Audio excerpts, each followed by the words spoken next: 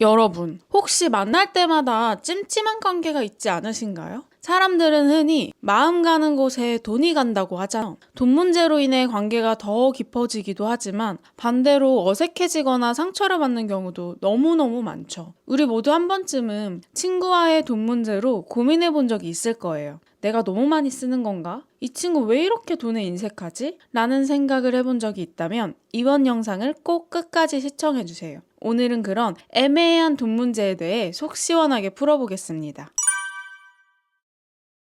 저는 이런 적이 있었어요. 대학생 때부터 형편이 어려운 걸 알고 만날 때마다 사줬어요. 저도 계속 제가 사고 친구도 당연시 여기니까 어느 날은 기분이 안 좋기도 하더라고요. 그럴 때마다 그래, 이 돈 없다고 나한테 큰일 생기는 것도 아니고 지금 내가 형편이 좀 더 나으니까 친구끼리 이런 생각하지 말자 라고 생각했어요. 그런 생각하는 게 쪼잔해 보이고 그런 생각하는 내가 오히려 더 싫고 그랬거든요. 그런데 이게 습관이 된 건지 친구가 일도 시작하고 형편이 나아졌는데도 비싼 밥값은 제가 내는 게 당연하더라고요. 한 번은 내가 그동안 맛있는 거 많이 사줬으니까 이번엔 너가 맛있는 것 좀 사줘 라고 말했는데 친구가 그런 생각을 하고 있었느냐고 오히려 저를 계산적인 사람 취급하더라고요. 진짜 당황했던 기억이 나요. 어느 날 친구한테 이제 한 명이 내는 게 부담스러우니까 밥값 같은 건 더치로 하자고 했더니 서서히 연락이 끊기더라고요. 본인한텐 잘 쓰면서 저한테 쓰는 돈은 아까웠구나 라고 생각하니까 씁쓸했던 기억이 나요.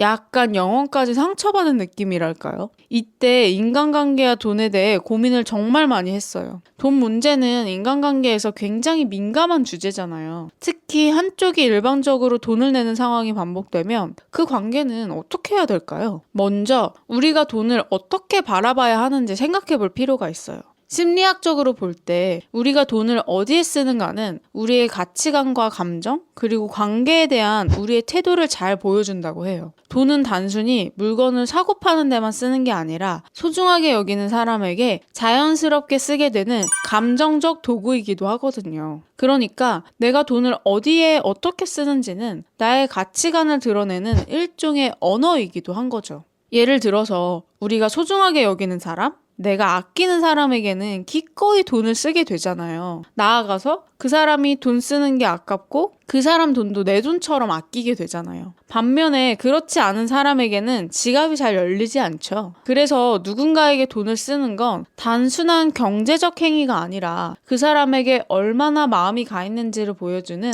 일종의 신호로 작용하는 거예요. 우리나라는 호의에 대해 담례하는 문화가 깊이 자리 잡고 있어요. 누군가에게 밥을 사면 다음에는 상대방이 나에게 밥을 사는 것이 일종의 불문율이잖아요. 이건 관계의 균형을 맞추고 서로를 존중하는 문화인 거거든요. 그러나 만약 이 호의가 한쪽으로 치우친다면 문제는 생기기 마련이죠. 그래서 나만 매번 밥값을 낸다면 오히려 더치페이를 요구하거나 차라리 오늘은 네가 사라고 솔직하게 말해본 게 첫 번째 대처 방안이에요. 우리는 주고받는 문화 속에 살고 있기 때문에 번갈아가며 내자라고 제안하는 것은 자연스러운 일이고 또 대개는 이 관계를 유지하고 싶다면 그러자고 제안을 받아들이기 마련이거든요. 설사 그 순간에 좀 민망하더라도요. 그런데 사실 여러분, 이게 참 말하는 사람도 듣는 사람도 머쓱하긴 해요. 그러니 우리 규칙을 정해보는 거 어때요? 3번 정도 상대방이 성의를 베풀면 최소한 한 번은 고마워, 이번엔 내가 살게 라고 말하기로 정합시다.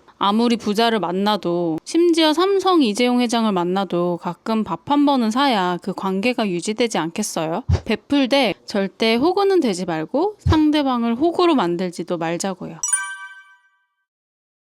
호혜성의 원칙. 그러니까 내가 당신에게 한 만큼 당신도 나에게 해주기를 기대한다. 이런 생각은 인간관계의 본질에 가까워요.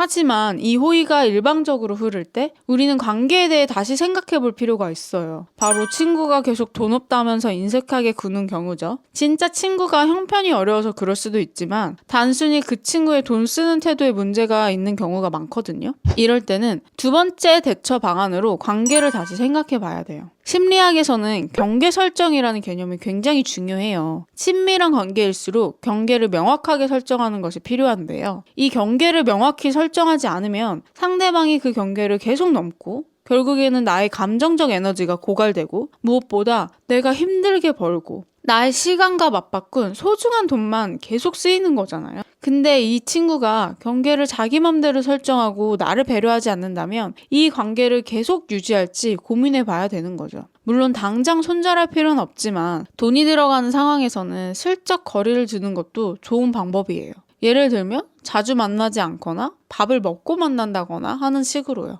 이 중요한 경계 설정 이야기가 나왔으니까 하나만 더 짚고 넘어가 볼게요. 친구들 중에 꼭 갚아야 할 돈을 다른 걸로 퉁치는 친구가 있잖아요. 예를 들어서 나 너한테 줘야 되는 거 있었지?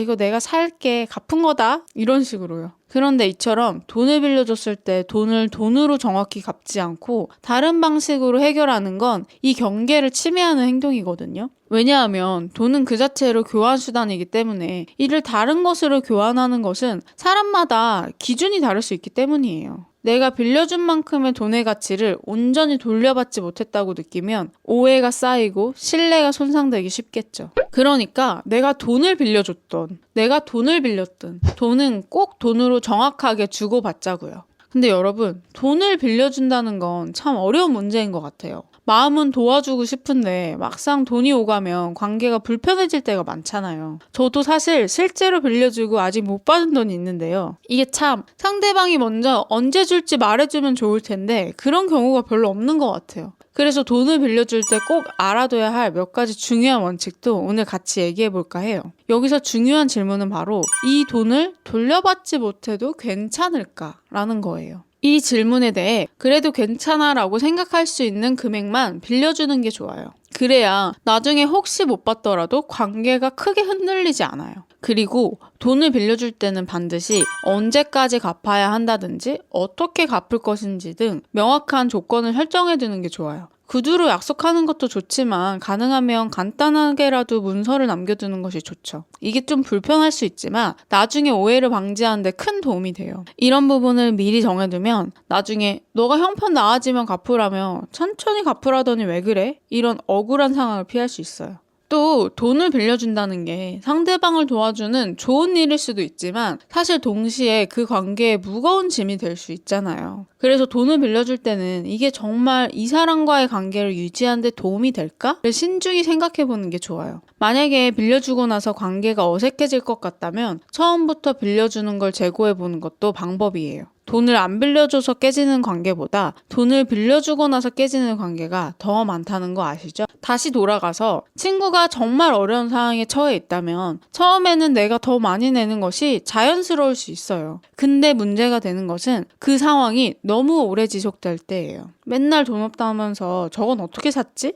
라는 생각이 들기 시작한다면 그건 이미 내가 일방적인 관계에 불편함을 느끼고 있다는 신호예요. 이 시점에서는 균형을 반드시 다시 찾아야 돼요. 이 관계라는 것은 상호적인 것이기 때문인데요. 한 사람이 계속해서 부담을 지는 관계는 건강하지 않을 수 있어요. 그래서 우리가 친구를 위하는 상황에서도 일정한 균형을 유지하는 것이 중요해요. 예를 들어서 간단한 간식이나 커피 정도는 친구가 내도록 유도해 보세요. 이렇게 하면 친구도 미안함을 덜 느끼고 나도 마음이 편해질 수 있어요. 결국 친구를 도와주는 것도 중요하지만 나 자신이 불편함을 느끼지 않도록 균형을 맞추는 것이 중요한 거죠. 그렇지 않으면 그 관계는 나에게 부담될 수 있고 결국 그 부담이 관계 자체를 무너뜨릴 수 있으니까요. 결국 우리가 가장 마음 편히 돈을 쓰고 싶은 사람, 그리고 그런 사람과의 관계가 가장 건강한 관계일 수밖에 없어요. 여러분, 인색한 친구를 자세히 들여다보면 안타까운 마음도 들죠. 우리가 사람과의 관계에서 돈을 어떻게 쓰느냐는 그 사람의 성격이나 마음가짐을 잘 보여주는 중요한 부분이에요. 그래서 인색한 사람과는 가까이 하지 말라는 옛말이 지금도 맞는 것 같아요. 이런 인색한 친구 곁에 정말 소중한 사람이 있을까요? 무엇보다 돈뿐만이 아니라 인색한 사람은 다른 면에서도 인색할 가능성이 크거든요. 예를 들어 돈을 아끼는 사람은 종종 감정적으로도 인색해서 다른 사람에게 따뜻한 말 한마디 건네는 것도 아까워하거나 상대방을 위해 시간을 내는 것조차 꺼리곤 해요. 그리고 무엇보다 돈에 인색한 사람치고 돈을 잘 버는 사람 많이 못 봤습니다. 돈도 사람 따라 들어오더라고요. 하지만 인색한 친구와의 관계를 포기하고 싶지 않다면 어떻게 해야 될까요? 심리학자 마셸 루젠버그의 비폭력 대화의 원칙을 활용해 볼 수 있어요.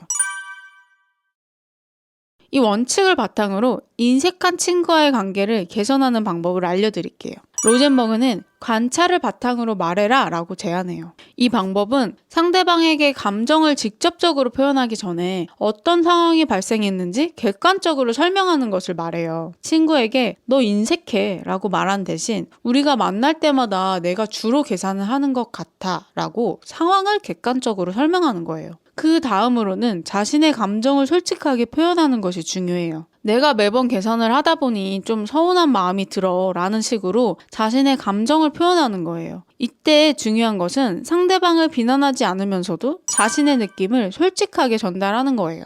로젠버그의 비폭력 대화에서는 자신의 욕구를 명확히 표현하는 것이 중요하거든요. 나는 우리가 서로 공평하게 부담을 나눴으면 좋겠어 라고 말함으로써 친구에게 자신의 욕구를 분명히 전달하는 거죠. 그리고 친구에게도 자신의 행동을 돌아볼 기회를 주는 거죠. 마지막으로는 구체적 행동을 제안하는 거예요. 다음번에는 네가 계산을 한번 해주면 좋겠어 처럼 구체적이고 실현 가능한 요청을 하는 거예요. 오늘 영상에서는 돈과 인간관계에서 발생하는 여러 문제들에 대해 얘기를 해봤어요. 그리고 그런 문제들을 어떻게 대처할 수 있는지 몇 가지 방법을 소개했는데요. 핵심만 다시 한번 정리해볼게요. 1. 더치페이 제안하기. 매번 내가 돈을 내는 상황이라면 용기 내서 오늘은 네가 사는 게 어때? 라고 솔직하게 말해보세요. 번갈아 가며 내자고 제안하는 건 자연스러운 일이니까요. 2. 경계 설정하기. 친구가 계속해서 인색하게 굴거나 돈 문제로 불편함이 느껴진다면 관계에서 경계를 명확히 설정하는 것이 중요해요. 필요하다면 돈이 들어가는 상황에서 조금 거리를 두는 것도 방법이에요. 3. 돈은 돈으로 갚기. 빌려준 돈은 반드시 돈으로 갚아야 돼요. 다른 방식으로 갚으려는 시도는 오해와 갈등을 초래할 수 있기 때문에 이 부분은 꼭 명확히 해두세요. 4. 돈을 빌려줄 때 신중히 생각하기. 돈을 빌려주기 전에 그 돈을 돌려받지 못해도 괜찮을지 신중히 생각해보세요. 명확한 조건을 설정하고 문서로 남기는 것도 나중에 문제를 방지하는 데 큰 도움이 됩니다. 5. 직접 대화 시도하기.